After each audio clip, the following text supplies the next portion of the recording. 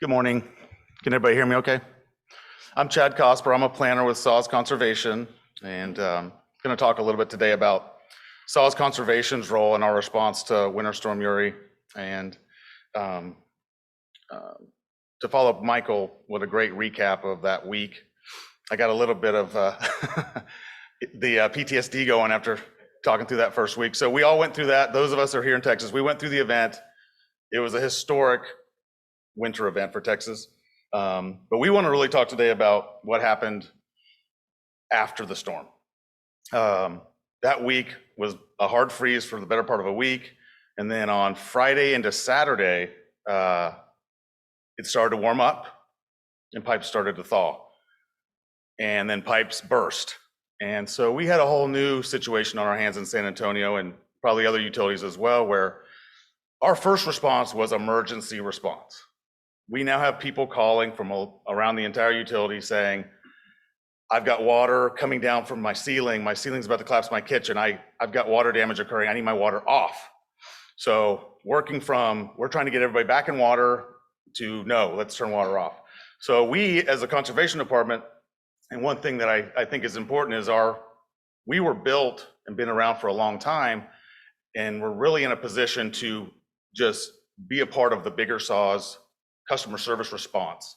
So we have a call center, and our call center staff quickly became an overflow for those emergency calls. We have consultants that are out in the field every day doing irrigation system consultations.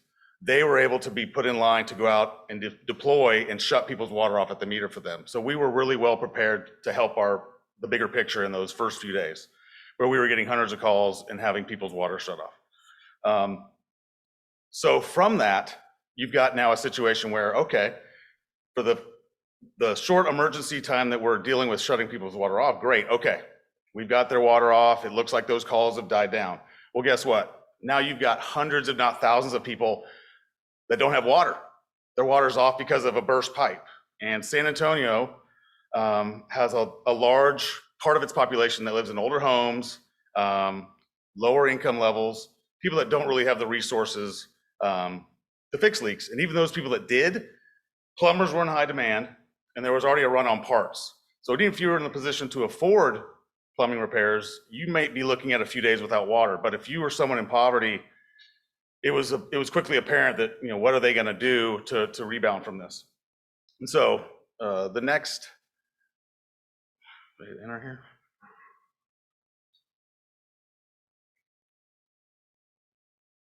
Okay.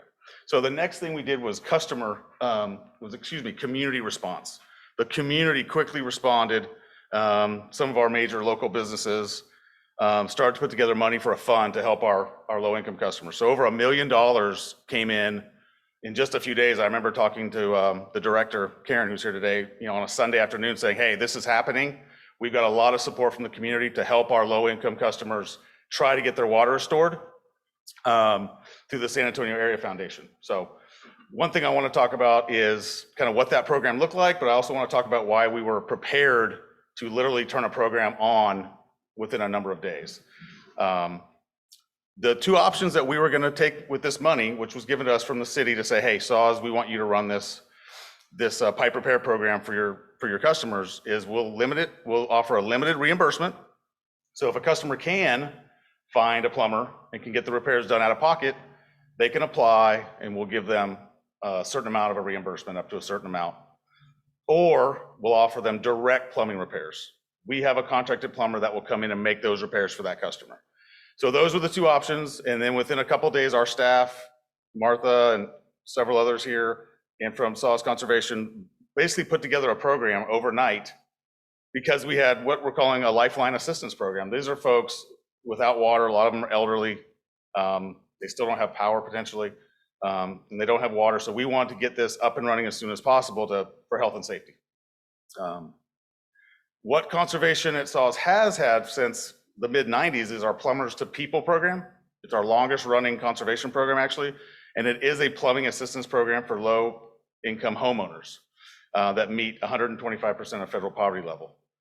So what we did is we already had an established program that clearly has proven over time to be effective. We had a contracted plumber in place.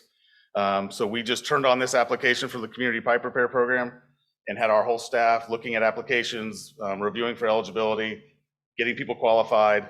And once we had the limited reimbursement applications coming in, we had a little bit of breathing room. Okay, you're gonna deal with your own plumber. You're gonna get back to us when you've had a chance to get your repairs done.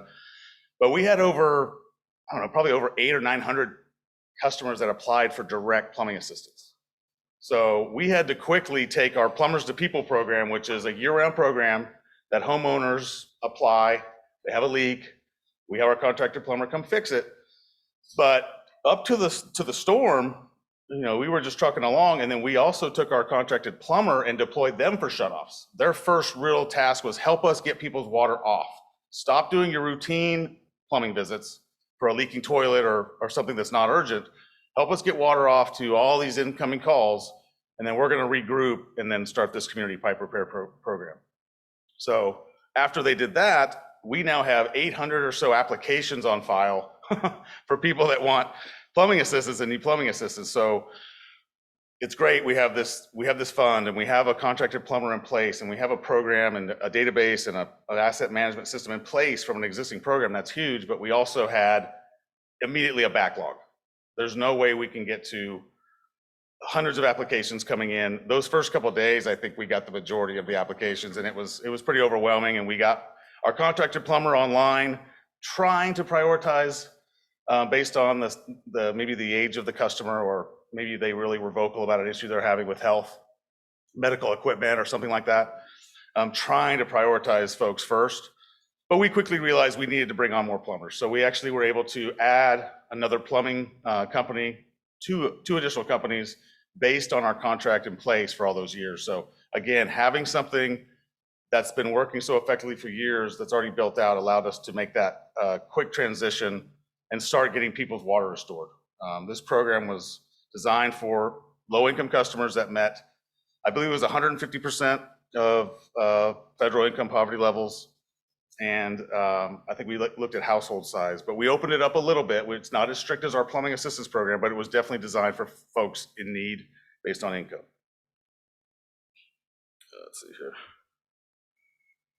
This is a picture here of one of our customers that was so grateful that he was willing to let us come out and take some pictures with one of our contracted plumbers.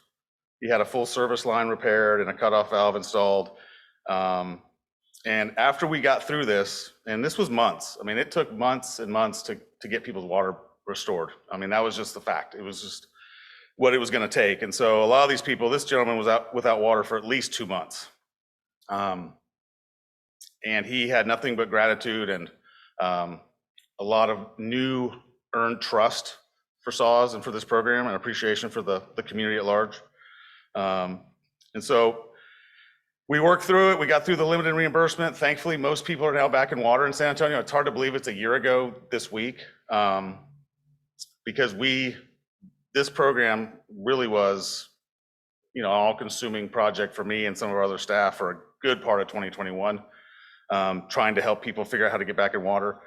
Our plumbers were running into situations where people's house is in such poor condition that we can't really address the leak because things that we already knew from our ongoing plumbing program were now just magnified, and we're of a greater concern because of the magnitude of the leaks and how much we have to help, right? We had a limited fund, and we were trying to say, okay, we can help you up to this, but how much can we do? So that was really challenging getting through that, but we did. I'm thankful to say that we were able to help everybody that applied for the help. And others that had other minor leaks can now go into our full-time Plumbers to People program and get that free plumbing assistance. So moving forward, preparedness. The response for the future is SAWS as a utility has a campaign called Be Ready.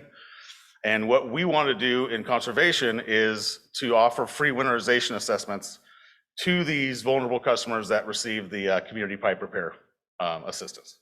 We want to double back, make sure that those exposed pipes are insulated. And frankly, during the aftermath of the storm, our plumbers were just trying to get people's water back on. They may have overlooked insulating a new service line or a new hose bib standpipe or something like that. We wanted to have that peace of mind to circle back and make sure they were as prepared as possible for if we were to have more extreme weather.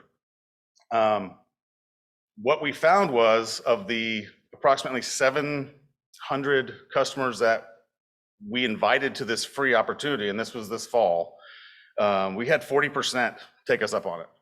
So 40% is fantastic for participation for any of our programs. If we can get 40% of folks to engage with us for a program, we're going to be extremely thrilled. So I think it really speaks to that newly earned trust and that recognition that, hey, SAWS and the community wanted to help me in a really difficult time. So sure, come back out. Please do. Please, any help you can offer. And I talk to a lot of these customers personally on a daily basis, and it's really refreshing to know that you're part of a bigger community and people that really do need help and are appreciative of the help. So this went really well. Like I said, we reached over almost 300 customers, almost over 40%, and they now have a little bit more peace of mind about their home's plumbing. We also had the plumber do an insight walkthrough and check for leaks, just because we're on site. But the real focus was, let's make sure their pipes are protected. And we may expand this in the future, but for now it was really getting back to those specific customers. The other side of this is what we call the Be Ready Rebate. So we wanted to offer something to all SAWS residential customers. And so this is more of an incentive. This is for those of you that have no problem hiring a plumber at any rate, to a customer maybe that's not going to meet our income guidelines for free assistance, but they may be motivated by a $75 rebate on their bill to hire a licensed plumber, to do a walk through the home, identify areas that need insulation, identify leaks, but any of that work would obviously be privately with the plumber. We're just going to give you a $75 rebate on your bill as an incentive to at least have the house evaluated. And one thing that we wanted to point out about this, and I think is going to be discussed later this afternoon on another panel, is with our low income customers, we really do need to make a much bigger offer in terms of a financial incentive, because that's what it's going to take. They don't have the means to be incentivized. It's not really an option. So the low participation we've had so far with the Be Ready Rebate, we promoted it, we had it in bill inserts, did some promotion on other channels, but really, frankly, very low participation. And we feel pretty confident that that's because the incentive isn't quite enough to tip that person into doing it. However, what's the value in at least raising awareness? Maybe they went ahead and said, well, hey, I need to go check and see that we're insulated. And a lot of people after the storm were already in that mode of thinking about it. So this campaign is about awareness. And if that awareness drives people to do the action themselves, that's still a value. That's still a valuable thing to occur that our program helped happen. So we'll see where this goes, but we're gonna leave it open for a little bit longer and see if we get more participation. And then lastly, what we're gonna move forward on is a shutoff valve rebate. So what became readily apparent after when the pipes started bursting was your average homeowner doesn't ever have to deal with emergency shutoff, thankfully. Some people do, and when you do, you'll never forget it. But for the rest of us, if you've never been in that scenario, it's challenging. And the cutoff, the asset for the utility, is frankly not even the customer's property. So you're already having someone trying to maneuver something here on the left that's difficult to turn and close and could break and cause an even bigger emergency issue. So we put a video together trying to educate homeowners on how to do it because of, like I said, the volume of people that were experiencing leaks. But the big takeaway was customers need to have a cutoff valve on their side of the meter. Let's incentivize it. Let's see if we can get some interest in people doing it again. Maybe the awareness will lead them to do it. We haven't decided if we're going to do a shutoff valve service with our Plumbers to People program, because frankly, our plumbers do it when they replace a whole line. Like this picture here, if they're going to run a new line from the meter to the house because the integrity of the pipe is so poor, they put in a cutoff. It's code. It's required. You put in a cutoff. But if we're asking them to go out to a home, and this is really any plumber, if you're going to a home that's older, in poor condition, and has the original lines, once you cut into that pipe to install the cutoff, you're potentially causing a bigger problem, and you really probably, as a plumber, would want to replace the whole line. And we're not quite ready to jump into that because that's obviously a big investment and a big decision to make on terms of how much we would want to do that. So that's kind of what we're looking at now in terms of proactive things for the future, is promoting being ready with knowing how to shut your water off if there's an emergency freeze and burst pipes, and having those pipes insulated. And that's really all I have. I think we're right up on time. So. Great. Thank you so much.